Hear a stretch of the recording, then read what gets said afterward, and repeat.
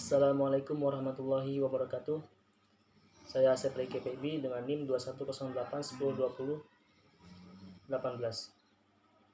Di sini saya akan menjelaskan tentang pengertian ilmu linguistik untuk memenuhi tugas madkhol.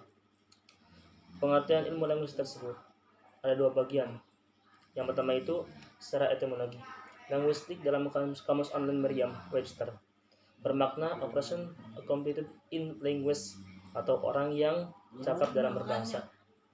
Dan yang kedua, secara terminologi. Adapun definisi linguistik secara terminologi atau istilah dapat dimaknai dengan dua bagian. Yang pertama itu ilmu yang mengaji tentang bahasa manusia, dan yang kedua studi ilmiah tentang bahasa. Itu pengertian yang tadi. Selanjutnya berlanjut ke letak keilmiahan ilmu linguistik. Kata ilmiah memiliki arti bersifat ilmu, secara ilmu pengetahuan, memenuhi syarat kaidah atau ilmu pengetahuan. Sedangkan kata ilmu yaitu sains bermakna pengetahuan yang punya ciri-ciri atau tanda-tanda dengan syarat-syarat yang khas atau tertentu. Dalam permulaan prinsip keilmuan, linguistik mengandung 3 prinsip utama untuk menjadi sebuah ilmu. 3 prinsip itu, yang pertama itu eksplisit, yang kedua sistematis, dan yang ketiga objektivitas. Nah, adapun 3 bagian tersebut, yang pertama eksplisit, yang artinya gamblang, tegas, terus terang, dan tidak berbelit. Linguistik merupakan pengetahuan eksplisit yang telah mengalami pengkajian dan pendalaman sehingga memiliki ketegasan, kejelasan dalam konsep dan teori kebahasaan. Selanjutnya, yang kedua itu sistematik.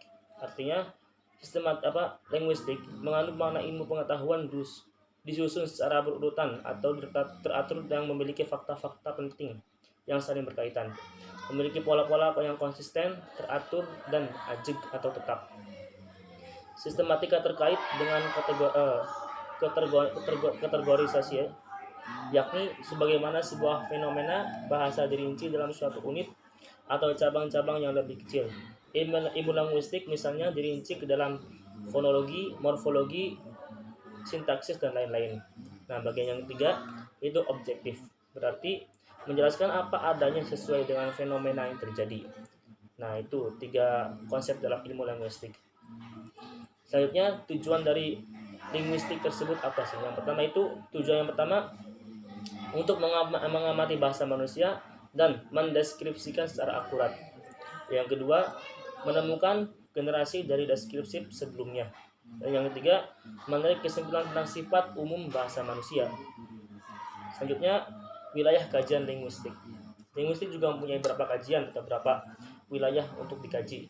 Yang pertama itu mikrolinguistik, yang artinya secara sederhana mikrolinguistik dimaknai sebagai pendekatan analisis dengan bahasa berdasarkan aspek internal bahasa yang terdiri dari bunyi, struktur, makna, dan yang lain.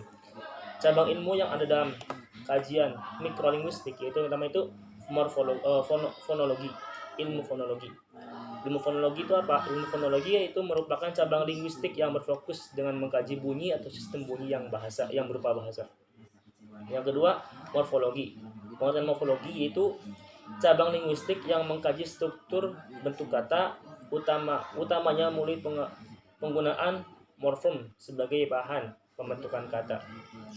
Terus yang ketiga itu sintaksis. Pengertiannya yaitu ilmu yang mengkaji tentang prinsip-prinsip proses penyusunan kalimat dalam berbahasa. Yang keempat, simantik. Nah, simantik tersebut yaitu ilmu yang mengkaji tentang makna dalam linguistik atau studi tentang bagaimana bahasa mengatur dan mengekspresikan makna bahasa tersebut. Nah, selanjutnya kajian ranah linguistik yang kedua itu makrolinguistik.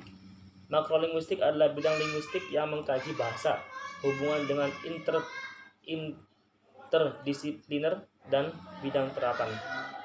Di sini ada 2 bagian. Yang pertama itu interdisipliner dan bidang terapan. Yang pertama itu linguistik interdisipliner, yaitu kajian gabungan 2 disiplin ilmu, yakni disiplin ilmu bahasa atau linguistik dengan disiplin ilmu yang lainnya. Nah, di sini ilmu linguistik interdisipliner meliputi yang pertama itu pragmatik, sosial linguistik, terus sosial linguistik, psikolinguistik, dan yang lain-lain. Yang kedua, linguistik terapan, yaitu melingkupi linguistic education, terus terjemah, terus perkamusan, terus linguistik forentik, terus terapi bicara dan lain-lain. Selanjutnya beranjak ke konsep-konsep dan kajian kebahasaan. Yang pertama itu preskriptif dan deskriptif. Jadi konsep-konsepnya ada berapa konsep? Yang pertama itu preskriptif dan deskriptif. Pengertian dari preskriptif yang pertama itu pendekatan preskriptif seperti yang disebut dengan normatif, yaitu pendekatan tentang bahasa yang lebih berorientasi kekaidahannya atau aturan gramatika yang sudah berlaku di kedudukan sebelumnya. Itu. Yang kedua, pendekatan deskriptif. Nah, deskriptif di sini adalah pendekatan terhadap bahasa secara objektif. Kajiannya difokuskan pada penggambaran nyata terhadap gejala kebahasaan yang terjadi di lapangan, tidak mengklaim benar atau salah dalam berbahasa. Nah, itu konsep yang pertama. Konsep yang kedua itu konsep sinkronis dan diakronis. Konsep sinkronis yang pertama, pendekatan sinkronis adalah pendekatan yang titik kajiannya menyasar pada bahasa dalam suatu masa tertentu atau dalam kajian yang terbatas. Artinya sinkronis itu kajian yang terbatas, dan diakronis, pengertian diakronis adalah suatu kajian yang mempelajari suatu bahasa dalam fase perkembangan bahasa tersebut dari kurun waktu yang berbeda, membandingkan perubahan dan perkembangannya berdasarkan perubahan masa. Jadi artinya diakronis ini terus berjalan mengikuti masanya. Yang ketiga, konsep yang ketiga itu teorisis dan terapan. Makna teorisis tersebut yaitu bidang linguistik yang mengkaji dan mengupas bahasa untuk mendapatkan kaidah-kaidah yang berlaku dalam suatu bahasa. Sedangkan teori terapan adalah teori linguistik dalam bidang ilmu perbahasaan yang mengidentifikasi, menginvestigasi, dan menawarkan solusi bagi masalah dunia nyata yang terkait dalam bahasa, sehingga pengetahuan yang bersumber dari penelitian linguistik umum dapat diterapkan secara praktis. Nah, itu 3 contoh dari 3 konsep-konsep dalam kajian kebahasaan. Sebenarnya masih banyak kajian-kajian yang dapat diterapkan dalam konsep kebahasaan atau linguistik, akan tapi di sini cukup 3 saja. Yang lainnya dapat dilihat di LMS atau earning di. Nah, mungkin sekian penjelasan dari saya. Sebaik ini, kurang lebihnya mohon maaf. Intaha kalami. Allahumma biqila aqwa mitarik. Wassalamualaikum warahmatullahi wabarakatuh.